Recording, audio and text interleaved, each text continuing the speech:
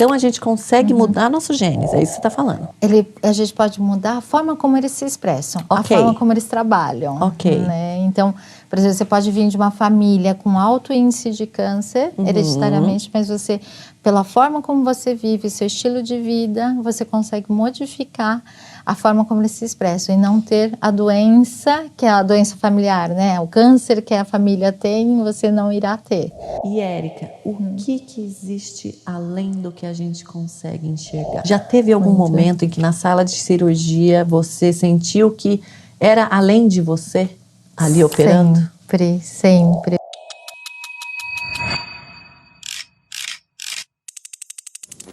E aí, você está preparado para o futuro que já começou?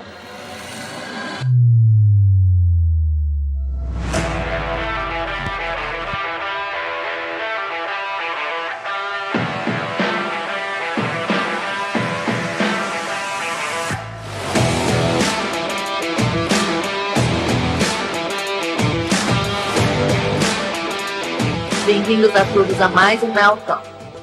Mel Talk tem o propósito de trazer a inspiração através da verdade, para que você olhe no espelho e viva de uma forma mais feliz, mais leve e abundante. Olá, bem-vindos a mais um Mel Talk. E hoje é com muita honra que eu recebo aqui para vocês ela, que é médica formada pela Faculdade de Medicina da USP, doutora especialista em cirurgia de cabeça e pescoço e com mais de 3 décadas dedicadas ao cuidado de pessoas. Mas além da medicina, ela também dedica parte da sua vida ao cuidado e ao estudo da consciência humana, integrando ciência, comportamento, espiritualidade e desenvolvimento pessoal. Uma conversa profunda sobre saúde, propósito, consciência e tudo aquilo que nos torna verdadeiramente humanos. Com vocês, Érica Fukuyama. Seja bem-vinda, Érica. Oi, muito obrigada pelo convite, Mel. Eu que agradeço, né? E eu queria saber da onde veio esse desejo de cuidar de pessoas, seu interesse pela medicina. Na verdade, acho que desde que eu nasci, porque meu pai é japonês mesmo, e viveu a guerra, né? Ele agora é falecido e tal, mas viveu a época da guerra. Ele chegou aqui com 24 anos, já engenheiro formado, e dentro da cabeça dele, ele acreditava que a medicina era uma profissão que poderia sobreviver em qualquer local.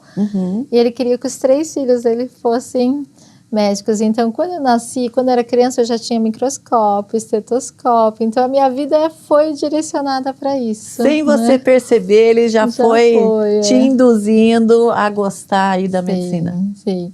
Mas a minha vida, assim, nessa direção, assim, do cuidar, né, da parte da humanidade, começou com uns 13 anos de idade. Aí entra a espiritualidade já. Então desde cedo, você teve esse lado espiritual já aguçado. Sim. Eu até achei que era coisa de família, mas eu vi que era meu mesmo. Aos 13 anos de idade, eu assisti um filme chamado Horizonte Perdido. Acho que vocês conhecem, né? Tem várias gravações, várias versões do Horizonte Perdido. E quando eu vi Shangri-La, né, naquele filme e tal, eu falei, nossa, esse lugar existe. Esse lugar existe onde as pessoas não adoecem, não envelhecem. Mas aquilo me tocou tão profundamente, que eu comecei a estudar tudo quanto é coisa de espiritualidade. Aí eu estudei Shambhala, aí chegou um livro para mim chamado Shambhala, que tinha relação com Shangri-La. Aí fui estudar teosofia com Helena Petrovna Blavatsky, e aí eu, né, tudo quanto é coisa ligado ao sobrenatural, à energia, à espiritualidade, foi aí que começou. Olha que beleza. E daí entrou em medicina? Aí eu entrei em medicina, só que aí eu fiquei naquela bolha, né, naquela bolha convencional do físico, né. Mas quando eu fui me formando, alguma coisa assim não faltava. Não estava encaixando. Você queria ir além do que você tinha aprendido ali na faculdade. Qual que é a sua especialidade hoje? Hoje eu faço cirurgia de cabeça e pescoço e nutrologia. Né? Uau! Então assim, super delicado. Mas você sabe, até pela tua espiritualidade, que mesmo quando você está operando, tem algo a mais ali. Você é um instrumento de algo maior quando você está operando? Com certeza. E que as pessoas adoecem por um motivo muito além daquilo que é o físico, né? E as pessoas também se curam por algo muito além daquilo que é físico, tanto interno quanto externo. Mas dentro da medicina a gente não tem essa abertura, né, de a gente poder lidar com isso. Então me fala um pouquinho, o que a medicina te ensinou nos seus estudos e o que você aprendeu paralelo a isso, mas também que você leva para a tua sala de cirurgia. A medicina me ensinou a ser técnica, né?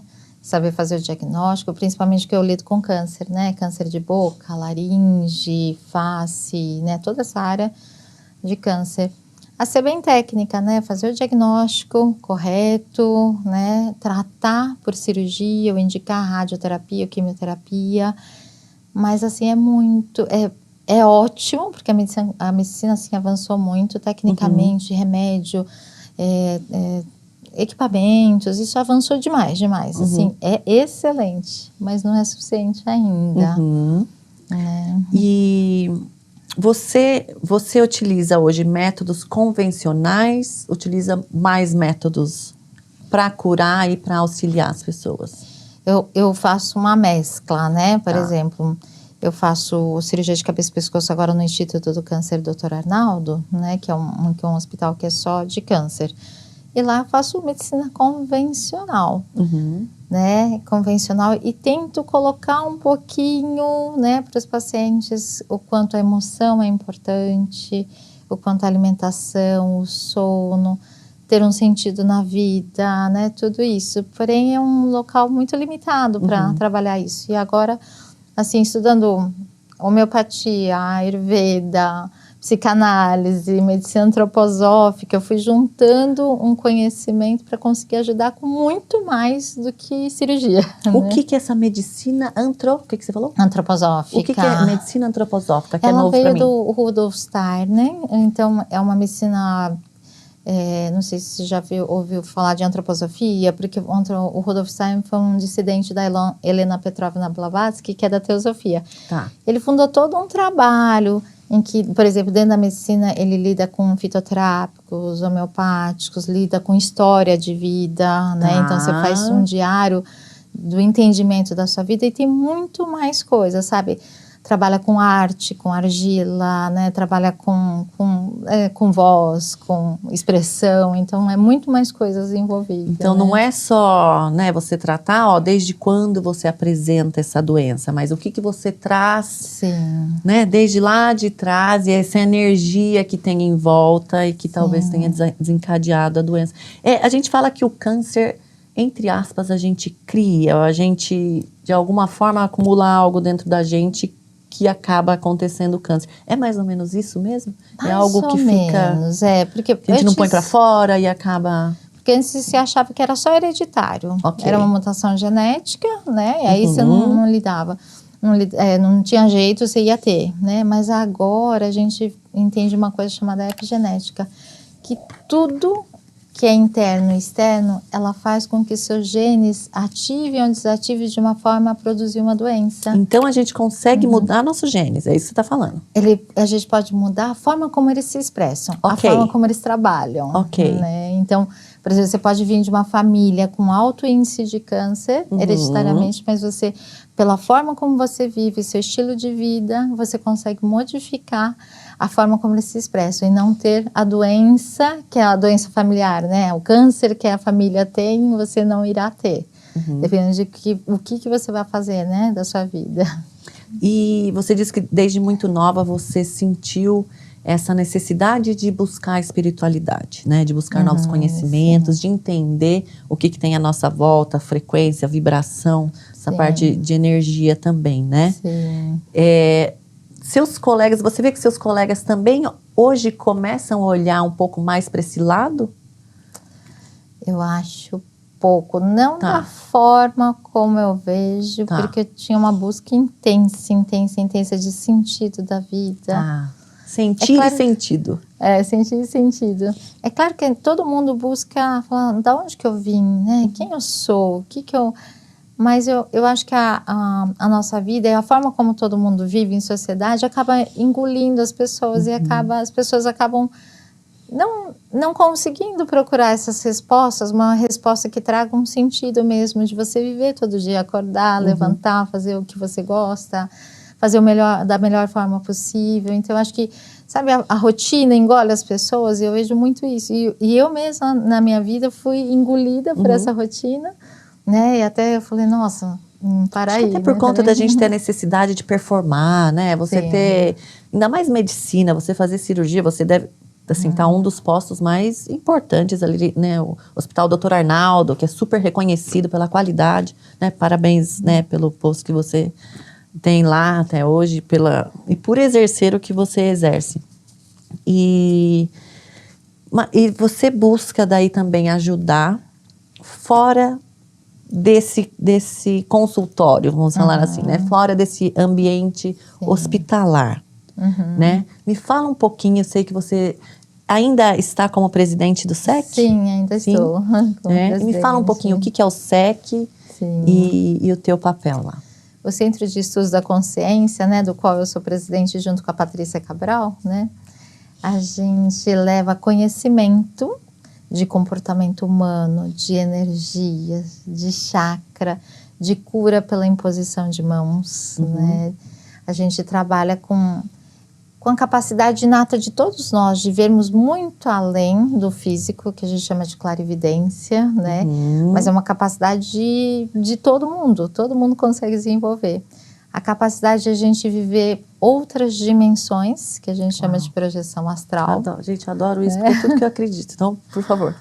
Então, a gente traz a gente pratica, né, trabalho de energia, que a gente chama de circulação de energia.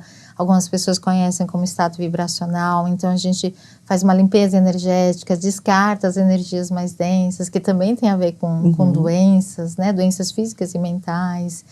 E a gente leva esse conhecimento para as pessoas. Então, a gente procura difundir o máximo possível esses conhecimentos que fazem uma mudança, assim, radical e interna, muito intensa, assim, na nossa vida, né? Quem são as pessoas que procuram esse centro? É mais quem quer ajudar? Alguém que já entendeu um pouquinho sobre energia? Ou é quem sente necessidade, não vê mais caminhos? É alguém que está com câncer e fala, já tentei tratamento e não vejo, né, que o câncer tenha regredido, alguma coisa? Quem são as pessoas que buscam o SEC?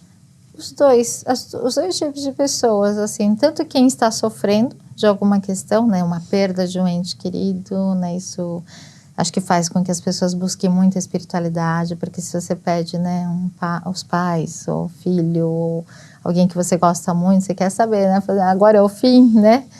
Então, essas pessoas buscam em termos de dificuldade de saúde mesmo, né, de doença, mas tem pessoas também que buscam porque querem conhecer mais, querem entender mais, né, sobre a vida, sobre o universo, sobre esse planeta, sobre o que existe além, né. Então, tem muitas pessoas diferentes, assim, de tipos diferentes, tem buscas diferentes, né. E, Érica, o que existe além do que a gente consegue enxergar? Você falou em universos, a gente está num momento também que a gente ouve o acontecimento de OVNIs, né, o acontecimento aí de extraterrestres, talvez aqui já conosco. Muita gente ainda não tem esse entendimento de que pode existir, mas eu acredito, né, já tive uma experiência de ter visto no céu, não, né, em termos físico ali, mas um objeto voador não identificado. Ele soltava, vou até, né, passando um pouquinho para vocês, ele soltava ondas, então você via aquelas ondas no ar, assim, e a outra aeronave soltava luz. Então eram duas aeronaves caminhando juntas aqui, uma soltava ondas, né, de energia, talvez se comunicando de alguma maneira, e a outra luz, até que de repente, zup, assim, foi algo realmente, né, enfim, que fez com que eu acreditasse ainda mais em que existam vidas além da nossa aqui terrestre. Você acredita nisso também? Quem trabalha com espiritualidade costuma acreditar que existam outros seres aí em outros universos? Costuma acreditar. Isso é curioso também, que eu desde criança acreditava nisso, porque meu pai, além da medicina, né, meu pai estudava muito, ele era um gênio. E ele estudava muito sobre planetas, ele adorava astronomia, né? Ele falava para mim assim, olha filha, se alguém vier te buscar de fora desse planeta, vai, que eles são... Que legal! São boa gente. Que arrepiada. Né? Então, assim, desde criança eu já acreditava, né? Mas o que eu falo, o que eu sinto dentro de mim, o que eu falo com as pessoas é só olhar para o céu. Uhum. Aquela imensidão, você só olha a Via Láctea, eu falei, não é possível que seja só isso, só aqui, né? E outra coisa que eu penso é, né, porque as pessoas têm medo ou têm muita dificuldade de acreditar. E aí eu falei, e eu penso também, né, porque a gente tem dificuldade de ir até a Lua, né? Porque a gente tem, né, motor a propulsão e tal, né, a gente quer ir até Marte e tal. Eu falei, nossa, se tem alguma consciência que conseguiu algum equipamento para vir até a Terra, com certeza eles não se destruíram e conseguiram consciencialmente se elevar. Então eu não tenho medo, né? Como as pessoas têm. É importante falar, né? Porque tem gente que não quer acreditar também porque tem medo. Sim, sim.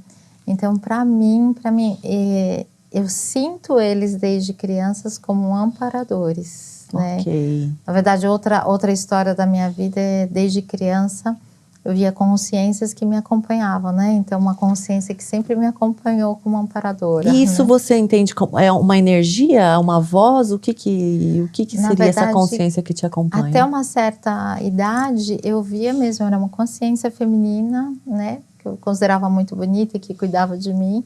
E eu sempre me sentia amparada em todos os momentos da minha vida, em todos os momentos. Então, hoje eu estou pedindo para vocês ficarem abertos, né, e recebam e tirem as próprias conclusões, né, em termos de energia, em termos de vida aqui fora da Terra, mas que a gente tem ouvido cada vez mais. Nos Estados Unidos lançou agora também um setor de segurança com relação a essa intergaláctico, né, até porque a gente deve cada vez mais ouvir os fatos, conhecer os fatos que já vêm acontecendo há muito tempo, né, que eles têm guardado, até porque a gente talvez não tenha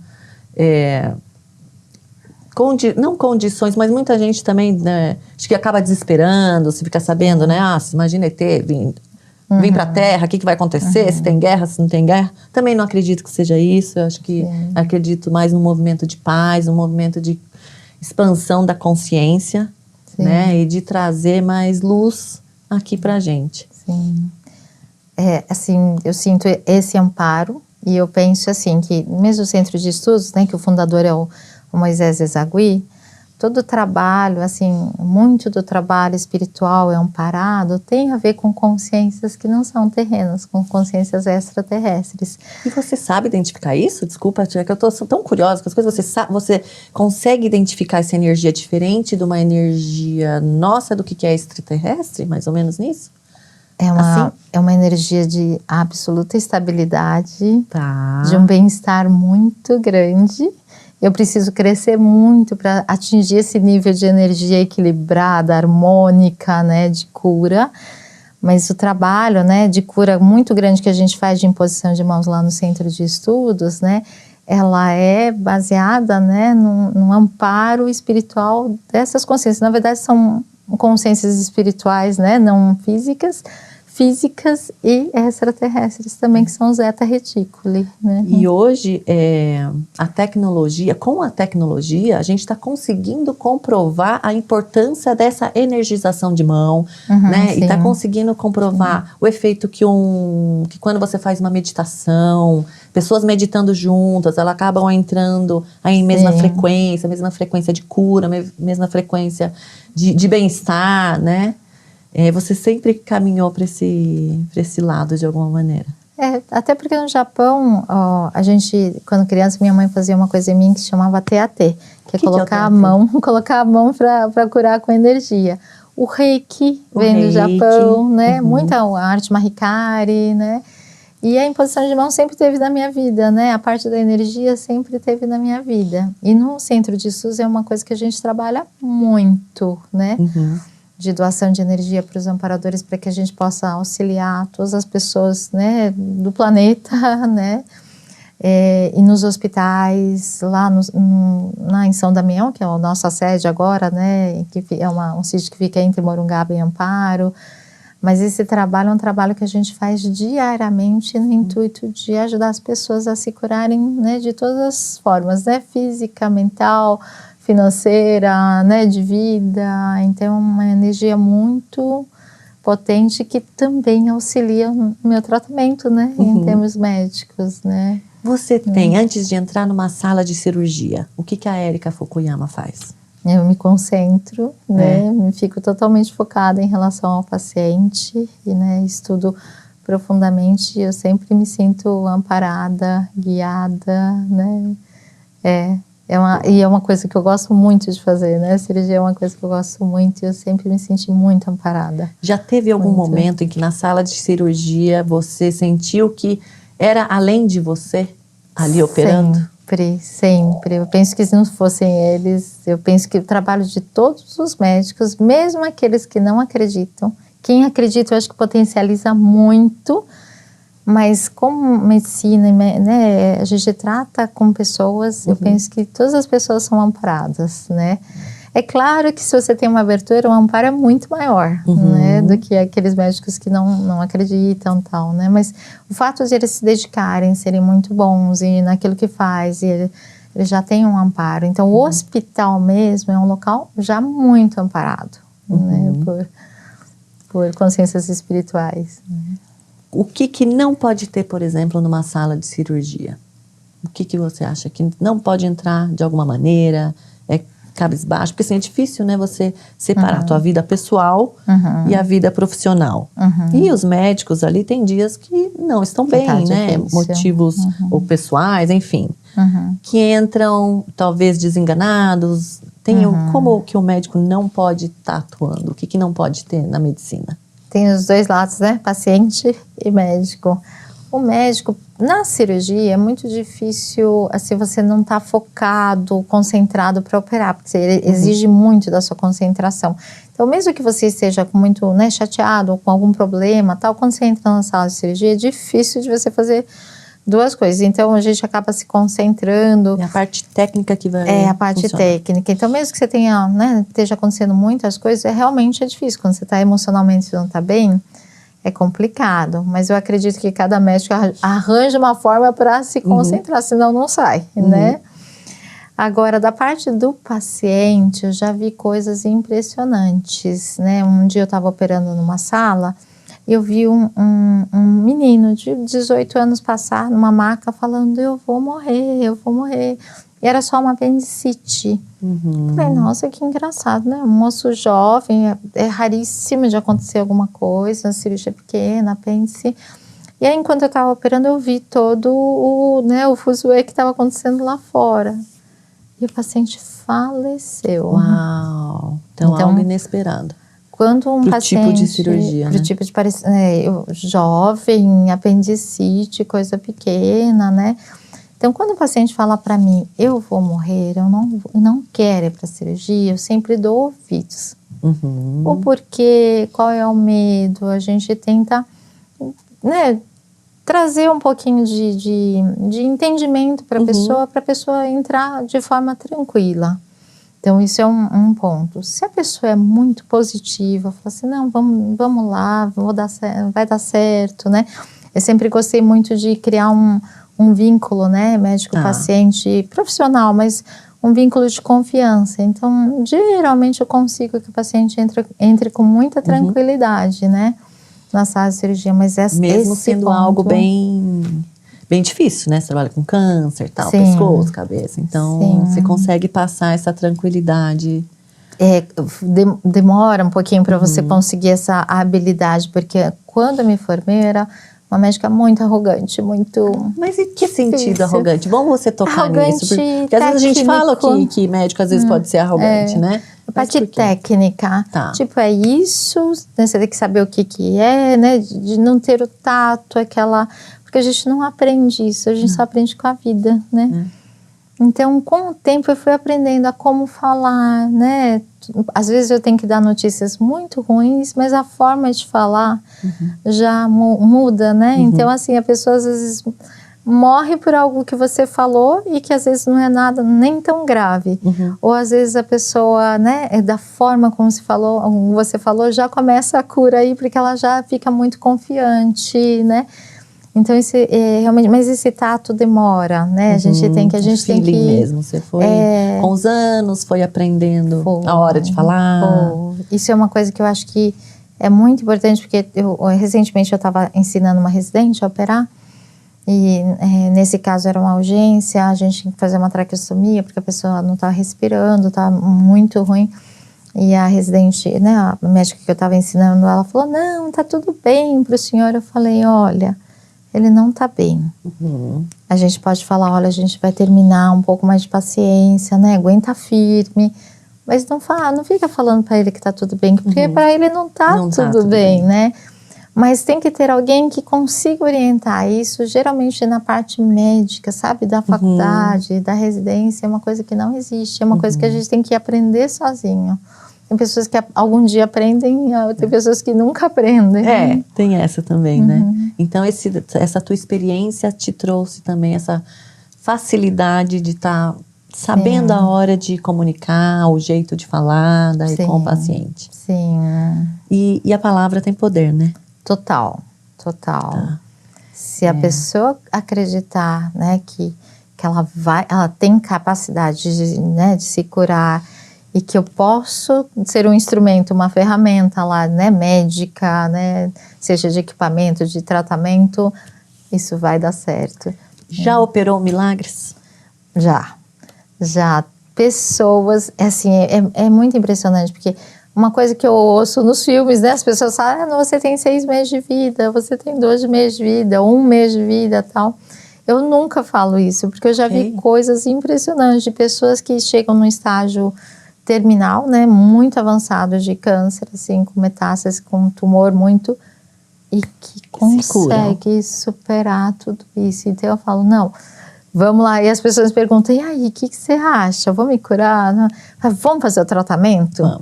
Vamos, né, nos empenhar ao máximo nesse tratamento? E o tempo vai dizer mesmo como que você vai ficar, tudo. Então, não falo nem pro total, pro sim, nem pro total, pro não, porque tudo pode acontecer nesse meio de caminho. Eu vi pessoas com tumores pequenos, mas com uma cabeça assim, né, uma depressão, uma dificuldade, uma baixa autoestima, mágoa, tristeza, várias outras emoções que faleceram de um tumor que era curável, totalmente curável. Então, existem os dois lados, né? E hoje a tecnologia está super desenvolvida, a medicina, né, tem cada vez mais condições de estar tratando qualquer tipo de doença, né? Sim. E a IA está chegando para auxiliar também nesse sentido, né? Acho que a gente tem que olhar do lado bom aí da IA, de ajudar na produtividade e realmente ajudar com soluções para as doenças. Como você acha que vai ser agora a nova medicina? Uma medicina mais tecnológica, menos humanizada? Como que você vê a entrada da IA para a medicina? Eu acho a IA maravilhosa, porque eu gosto muito de estudar. E no PubMed, Medline, né, naqueles locais onde você estuda, né, procura sobre artigo médico, pesquisa, são milhares, né, centenas de milhares, não tem como a gente estudar tudo isso. E aí ajuda a trazer esses artigos, essas pesquisas mais relevantes, trazer os resultados, fazer um resumo, um compilado. Então isso vai ajudar muito. E médicos que não estão tão bem informados, né, eles podem ir lá, falar assim, puxa, tá no início, ou não estuda tanto, fala assim, o paciente está com esse sintoma. Não é para ir dar o diagnóstico, mas aclarar, nossa, olha, você pensou nisso, nessa possibilidade, nesses exames. Então, eu penso que se bem usada, eu já uso bastante, tanto na parte médica quanto fora. Então, de trazer, falar assim, nossa, eu tô com esses sintomas, né? E eu tô pensando nesse diagnóstico. Tem algo mais que eu preciso ver? Então, aí atrás, quando tem paciente que usa 10 medicamentos, eu preciso utilizar um outro. Eu peço para ir a checar as interações medicamentosas, coisas que não tinha antes. Porque para você conseguir checar as 10 medicações, fazer um cruzamento, se um afeta o outro, era muito difícil antes. E agora não, a IA faz imediatamente isso pra gente. Então eu acho que vai, usando bem, vai trazer, já está trazendo muito benefício, muito. Ah, que bom, que bom. Parte agora sobre projeção astral. A gente volta um pouquinho aí para a parte de energia. Sim. Gratidão, né, por sermos quem somos e estarmos onde estamos hoje, né? Mas a gente é muito em função dos nossos ancestrais, e sou um pouquinho do meu pai, sou um pouquinho da minha mãe, carrego esses genes, e a gente carrega um pouquinho também a energia que tenha acontecido com nossos ancestrais. Isso vem com a gente também? Vem. Não só com os nossos ancestrais, como com a gente mesmo, né? Porque para mim nunca coube dentro de mim a gente ter uma única vida, né? Como consciência, né? Para mim sempre foi, até porque eu desde criança eu senti ter vivido em várias outras épocas, né? Então, quando eu fui estudar a teosofia, a Helena Petrovna Blavatsky, a doutrina secreta, né, tudo isso, ou quando eu li o livro do Paramahansa Yogananda, de, né, autobiografia de um yogi, tudo isso, eu falei, nossa, eu vivi tudo isso em outras vidas. Então, para mim, não me cabe a gente, como consciência, ter só um momento pequeno, né, de 80, 90 anos de vida, para a gente aprender, para a gente viver, para a gente experienciar tudo que a vida é capaz de dar para a gente, né, de conhecimento, de crescimento. Então, para mim, uma sequência é muito, né, até porque eu estudei bastante a respeito de reencarnação, e tem um médico chamado, agora falecido, chamado Ian Stevenson, e depois dele teve outros também, ele foi relatando milhares de casos de reencarnação, em que a criança, ela conseguia identificar todas as suas coisas anteriores, né, o nome, a família, a cidade, ela tinha memórias de uma vida que não era dela. Sim, então... e como comprovar isso daí? Porque é difícil, né? Porque eles falam assim, não, talvez a pessoa esteja falando qualquer coisa, falou que foi Cleópatra, né? Mas como conseguir comprovar essa existência de vidas passadas? Sim, o Ian Stevenson mesmo teve um trabalho muito difícil, então foi em torno de 2000, no início menos, mas assim, eu acho que foi em torno de 2000 casos, em que tudo que a criança falava, ele ia pesquisar, né, porque geralmente ele tirou aquele que era da mesma cidade, familiares, porque uma família, né, o pai, alguém da família pode ser dito, então ele tirou esses casos, para não dar dúvida, ele ficou só com casos em que as duas famílias, né, o novo, né, o local, a nova família, a antiga, não tinham contato. Nenhum contato. Não tinha como aquela criança ou, né, ou aquela adolescente saber sobre as informações. Não tinha internet naquela época, então não tinha como ela saber. Então ele só pesquisou, só trouxe mesmo como dado científico esses casos. Mas o mais comum é a gente perpetuar na própria família. Entendi. Então, né, porque é nosso padrão vibratório, né, é nossa história, então... Geralmente a gente nasce dentro da nossa família. Né? Então a gente continua sempre mais ou menos com as mesmas pessoas que a gente carrega. Geralmente, porque o padrão energético, né, é semelhante. Então a gente geralmente perpetua. Então o Ian Stevenson teve muita dificuldade porque ele pegou os casos em que eram separados para trazer confiabilidade, credibilidade no trabalho dele.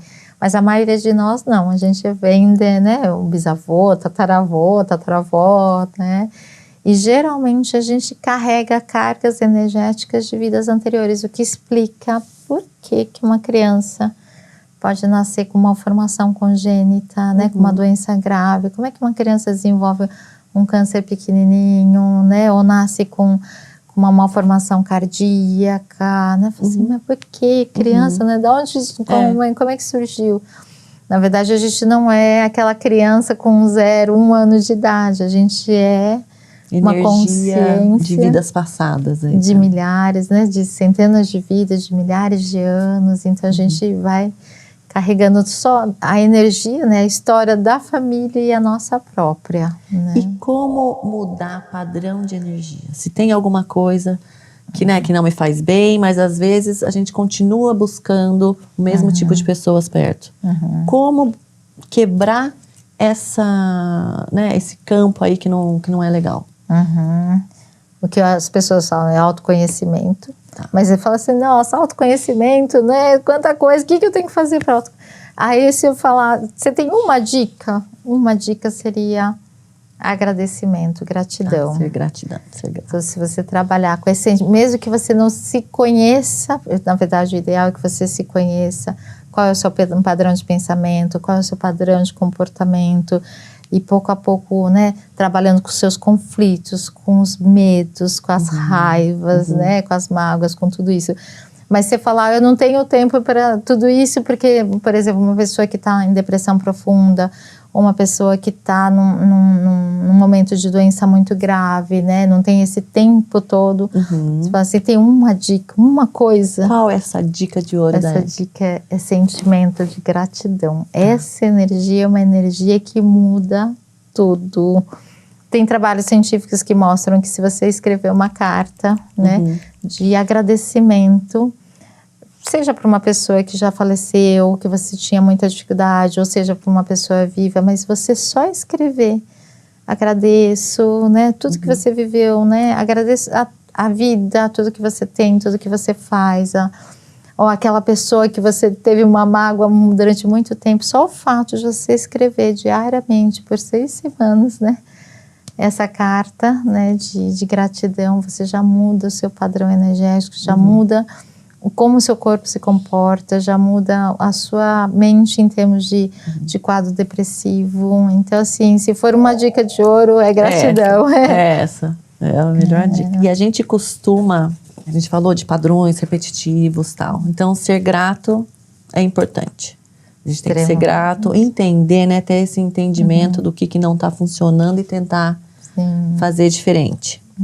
Gratidão é aquele gratidão profundo, sabe? Eu não falar obrigado por falar, porque né, que é uma coisa que você já está habituada, mas a gratidão é aquela sensação profunda, interna de assim, nossa, eu sou grata por estar aqui sentada, por estar viva, por poder comer, por poder andar, por poder falar, por tudo. Né? Essa gratidão profunda que você sente assim lá no fundo do peito. Como não deixar um pensamento virar ali aquele padrão repetitivo, pra gente não cair nessa ansiedade, na depressão? Depende como você vai lidar com isso em termos de tempo, em termos de profundidade, né? Se você vê um pensamento, né, muito ruim te abordando, se você levar naquele momento, você conseguir ter o estado, assim, deixa eu tirar o meu pensamento daqui e levar para a gratidão. Isso já é. Então daí eu, né, tem alguma coisa que está me incomodando, falei assim, não vou querer ficar pensando nisso, eu penso em um momento que me fez bem? Pode ser, isso também. Algo que me tire dessa sintonia. Isso também é ótimo e em termos científicos também estudos mostram que na hora que você faz isso, a sua imunidade muda, né? Então, tem exames, né, que foram feitos, pesquisas que foram feitas em relação a isso. Agora, se você for pensar em termos de evolução e consciência, eu orientaria a gente realmente a se estudar profundamente. É o autoconhecimento. Muitas vezes a gente precisa de um profissional, né? Um psiquiatra, um psicanalista.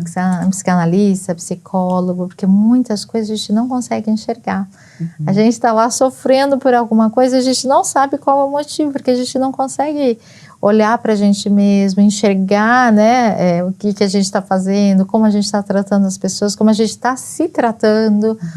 Então é importante. Então é um caminhar, né? O universo do eu é difícil de se descobrir. Sim, é difícil. Nossa, desde que eu entrei no centro de estudos, desde que eu fui fazer psicanálise, a terapia que eu faço, a análise que eu fiz, nossa, muita coisa mudou. Muita coisa mudou. Quando a gente começa a perceber, nossa, eu sou assim, né? Quando o psicanalista coloca você frente a você mesmo, assim, eu sou assim. Nossa. Porque a gente sempre está como é que chama? Se enganando. Mas se enganando, assim. E tem pessoas que se martirizam e outras que se elevam demais. Na verdade é um distanciamento da realidade, né? Porque a gente não é tão assim, nem tão pouco assim, né? Então a gente tem muita baixa estima ou tem muita autoestima, mas o ideal é que você realmente se conheça da forma como a gente é, porque aí a gente consegue trabalhar com as dificuldades e sair dos conflitos. No centro cirúrgico, eu sempre fui muito perfeccionista, né? Muito perfeccionista, muito cobradora com tudo, a equipe inteira, então tinha que estar tudo muito perfeito. Acho que até por isso chegou onde chegou, né? Tem o cargo que tem hoje, a responsabilidade que tem hoje. Mas muitas pessoas sofreram com isso, né? Porque eu era muito cobradora, perfeccionista em tudo. Então, os médicos que trabalhavam comigo, né, os funcionários, as enfermeiras, todos sofriam muito, exceto o paciente. O paciente era o rei da... E aí eu me sentia muito mal. Eu falei, por que eu sou assim, desse jeito? Por que eu não, né? Por que eu... claro que a gente pode dar o melhor para o paciente, mas dando tranquilidade para a equipe. Só que só na análise, só me conhecendo profundamente, entendendo os meus medos, as minhas preocupações, que eu deixei de cobrar tanto de quem trabalhava comigo. Mas isso era uma coisa que me fazia sofrer muito. Tem ainda algum medo que você carrega, que ainda não conseguiu trabalhar? Muitos, né? Muitos. Medo de não ser o suficientemente boa, de não ter conhecimento suficiente, né? De não poder ajudar tanto quanto eu gostaria de ajudar. E isso em relação a mim mesmo. Muitos, mas assim, muitos eu já consegui resolver, né? E aí isso é muito gostoso, muito, muito gostoso, porque quando você consegue deixar a equipe confortável, tudo corre muito melhor, né? Então o paciente fica tranquilo, a equipe fica tranquila, os médicos, tudo. Então agora, antigamente as pessoas me chamavam de aquela Miranda o Diabo do Veste Prada. Eu nunca assisti o Diabo do Veste Prada, porque naquela época as pessoas me chamavam de Miranda, né? Falei, não vou assistir isso, não sei como que ela é. Tenho medo de me conhecer, não vou assistir esse filme. E agora, como eu mudei totalmente, fui me trabalhando, mudei totalmente, as pessoas que me conheciam antes falaram assim, nossa, o que aconteceu com você? Eu falei assim, não, é autoconhecimento, muita análise, muita busca espiritual, muito tentar entender mesmo qual que é o sentido da minha vida, né? Foi tudo isso.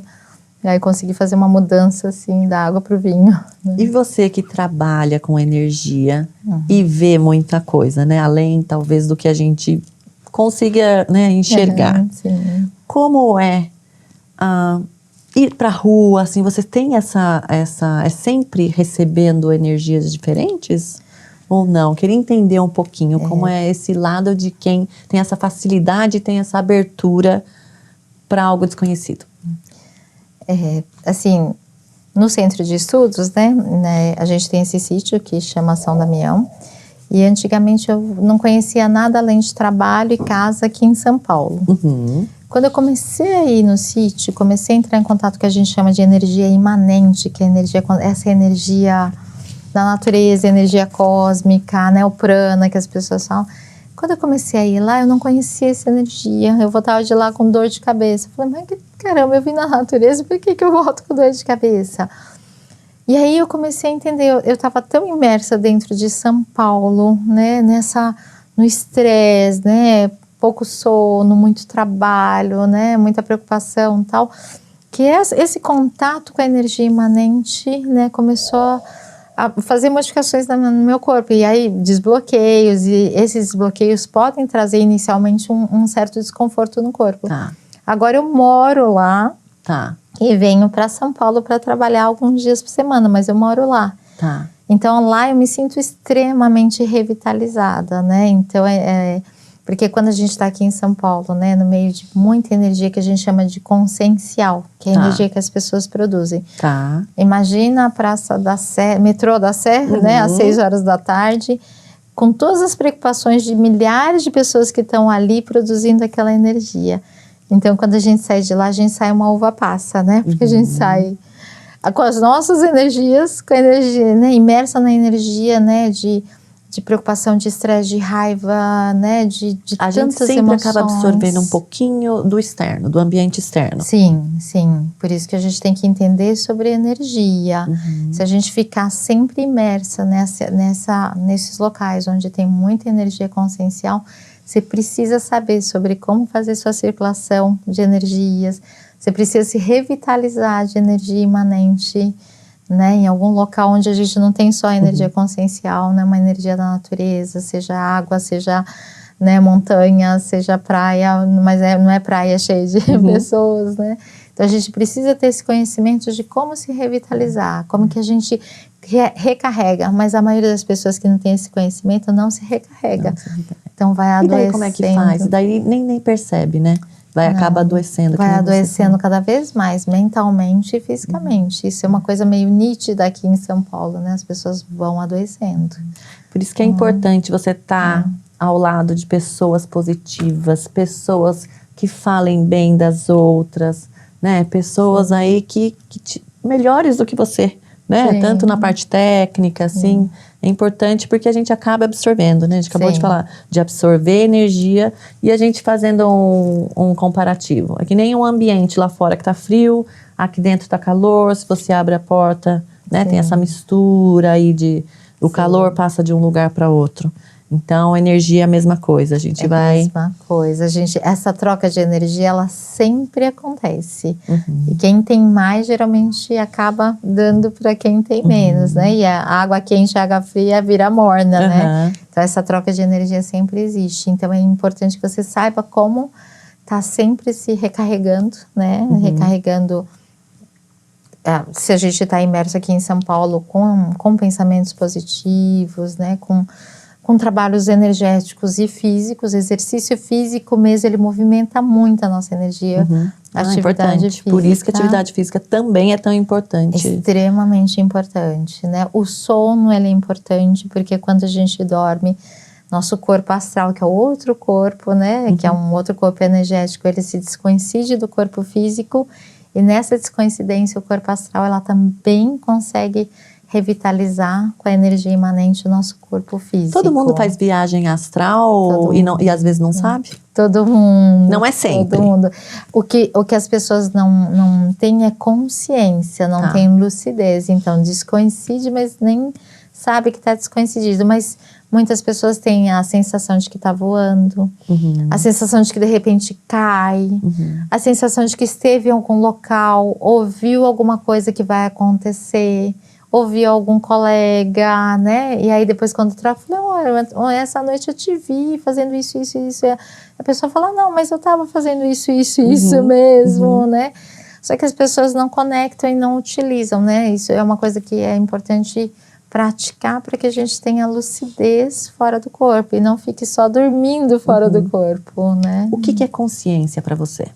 Consciência é uma formação energética que não tem a ver com esse corpo físico, mas utiliza corpos para se manifestar. Isso a gente fala no centro de estudos, né?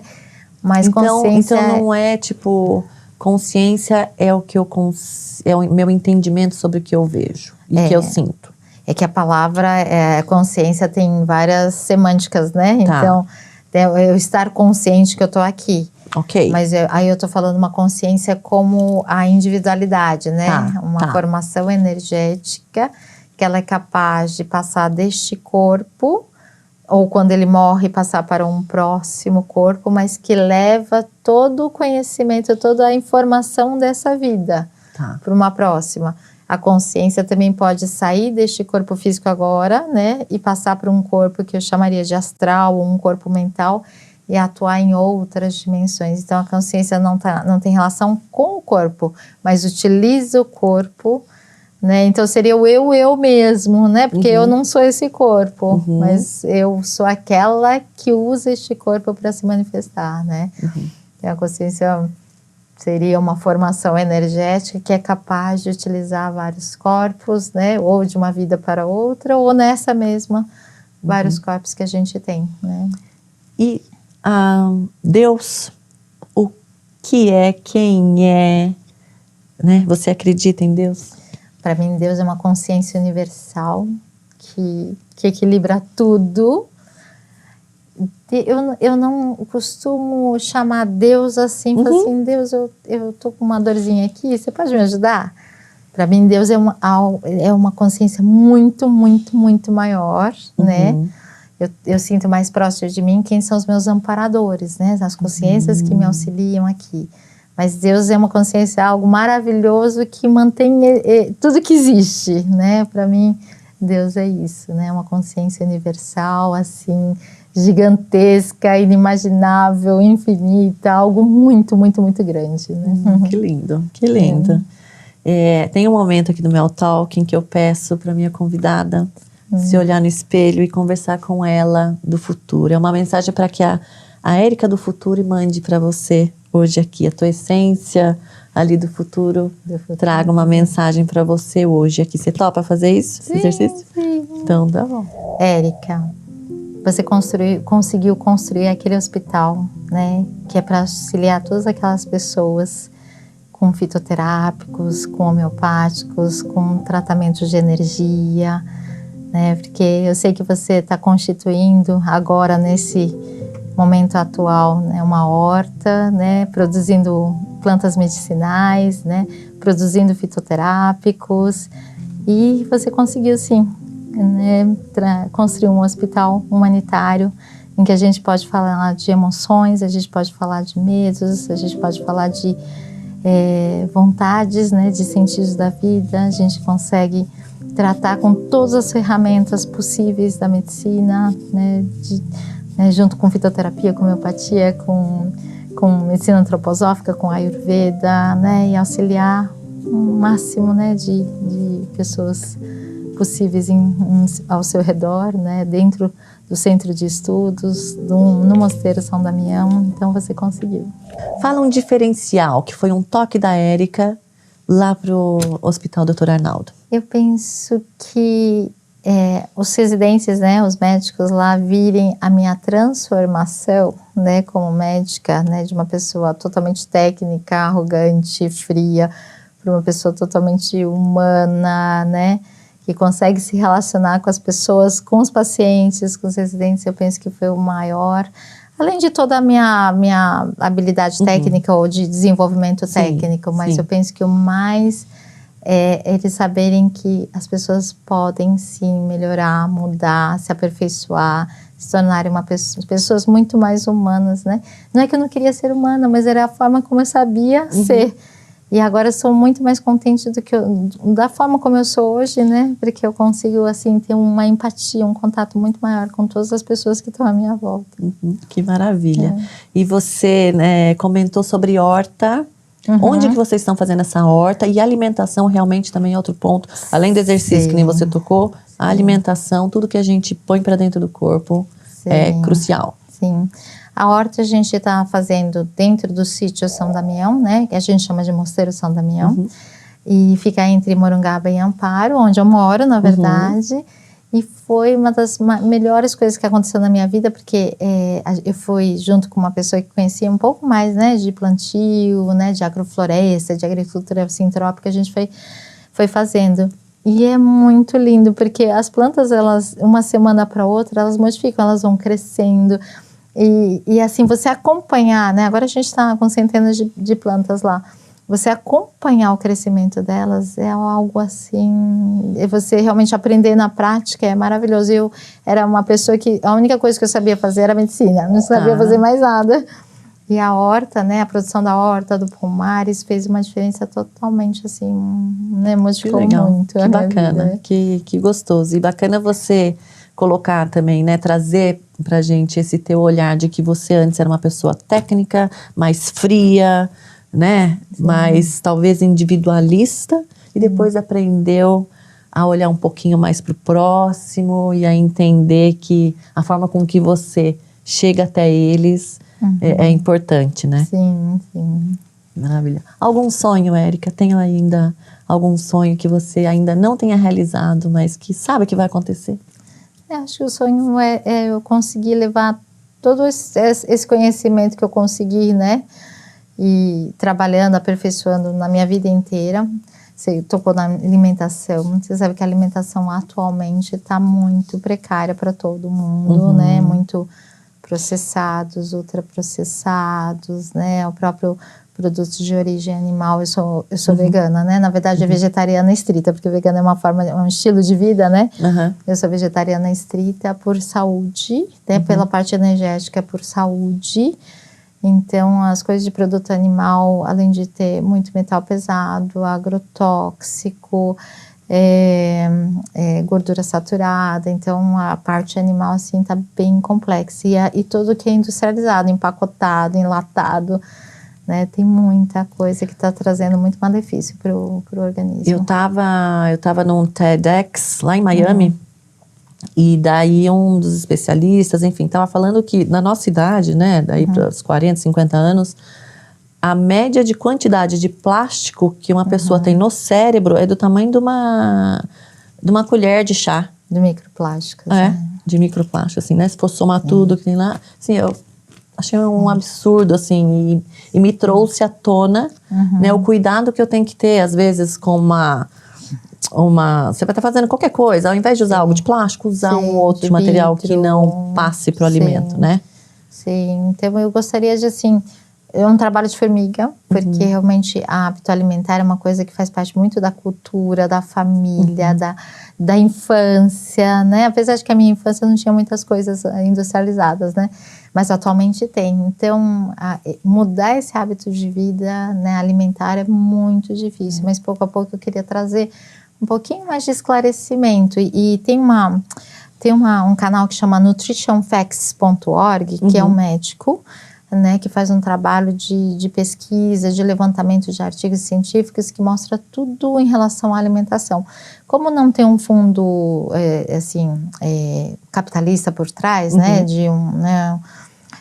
ele é super sério, né, porque não é patrocinado por uma indústria farmacêutica, é patrocinado por uma indústria alimentícia. Não é bias, ele é isso, então ele é verdadeiro, né, nos fatos ali. Então, quando a gente vai levantando todos esses dados, a gente vê que a alimentação mesmo realmente saudável é da feira. É da feira. Legumes, verduras, frutas, cereais, tudo que é, mesmo que seja pouco processado, como feijão, cereal, né? Então, mas pouco processado, não aquele que já vem empacotado com aquele gosto maravilhoso que você não consegue parar de comer, né? Nenhum, então você indica realmente essa alimentação aí que vem algo da terra ou que caia do pé das árvores, principalmente. Porque mesmo que use agrotóxico, os animais têm uma coisa chamada bioacumulação. Então, por exemplo, né, um animal como vaca, né, boi, então ele vai acumulando ao longo da vida dele, através de toda a alimentação dele, os agrotóxicos. Então, ele vai bioacumulando. Então, se você come alguma coisa, né, vegetal com agrotóxico, ele é uma quantidade muito pequena do que um produto animal. Né? Então, só que isso é uma coisa que, apesar de cientificamente as pesquisas mostrarem isso não chega ao público.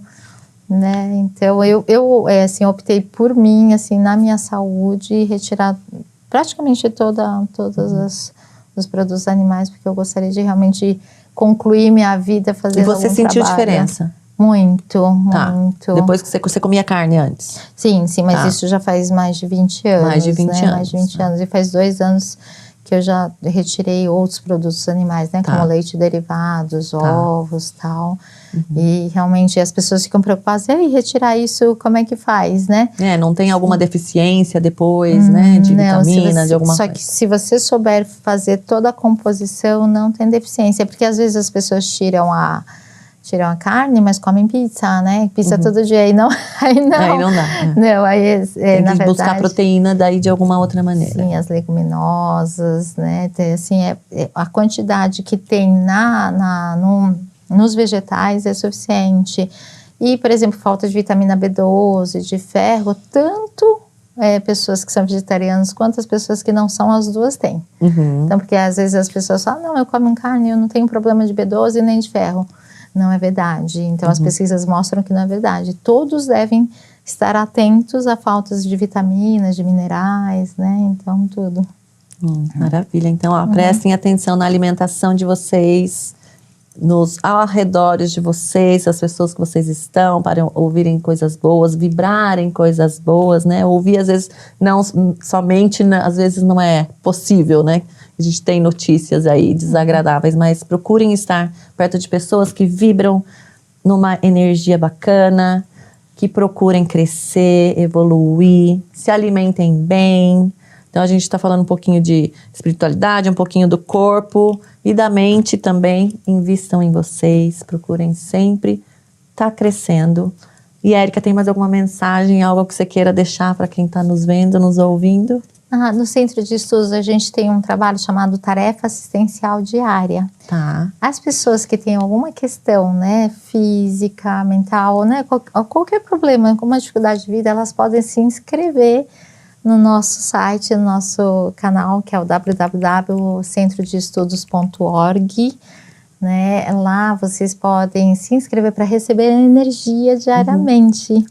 Né? Então, quando você se inscreve, você recebe por 3 meses. A gente tem relatos lindíssimos de pessoas assim que auxiliaram muito a cura de doenças graves, né? De dificuldades mentais, financeiras. Então, a gente tem esse trabalho. Você pode vir se inscrever, né? Para receber energia diariamente. É muito gostoso. E quarta-feira a gente faz a imposição de mãos online, né, às 7... Como que é isso? Como é que funciona? A imposição de mãos, Isso. Todos nós, a gente tem muitos doadores, né, no Centro de Estudos. Doadores seriam as pessoas que entregam energia, que Isso, ficam lá, no posicionamento. A gente faz todo um trabalho, né, de aprendizado, de conhecimento, até a gente conseguir ser um doador, né, de energia.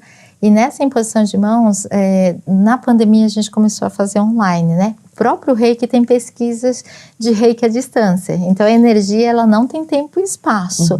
Ela percorre o espaço mesmo que você esteja longe. Então a gente, de quarta-feira, a gente se reúne, né, online, 30, 40 doadores, e as pessoas vão entrando para receber energia 10 minutos. E pode receber várias vezes. Então, acontece de quarta-feira, né, às 7, pode começar a entrar às 7h20 da noite, às 19h20 da noite. Horário Brasil, que a gente grava São Paulo e Miami, então então tá, até, e quem é de outros lugares, né, até 20h30 a gente faz esse trabalho, 19h20 a 20h30 a gente faz esse trabalho, depois a gente pode colocar, né, para colocar o link para entrada. Então, vale muito, muito, muito a pena, né? A gente tem muito relato, assim, de cura, né? De auxílio de maridos, mulheres, assim, mulheres, esposas que colocam seus maridos que são alcoólatras, né? Na tarefa assistencial diária, e ele vai pouco a pouco mudando até deixar a bebida. Então, é muito engraçado receber esses relatos, né? De pessoas que, assim, pediram, né, auxílio espiritual e energético e realmente conseguiram um intuito, né? Então, maravilha. Gostaria de te agradecer pelo teu tempo, né, por tudo que você passou aqui pra gente, por esses conhecimentos todos que você vem acumulando ao longo do tempo, por essa energia maravilhosa que você traz e transborda para todos. E eu acho que é isso. Espero que vocês tenham gostado também. E Érica, gratidão, Muito gratidão obrigada, mesmo. muito e obrigada. volte sempre. Gratidão.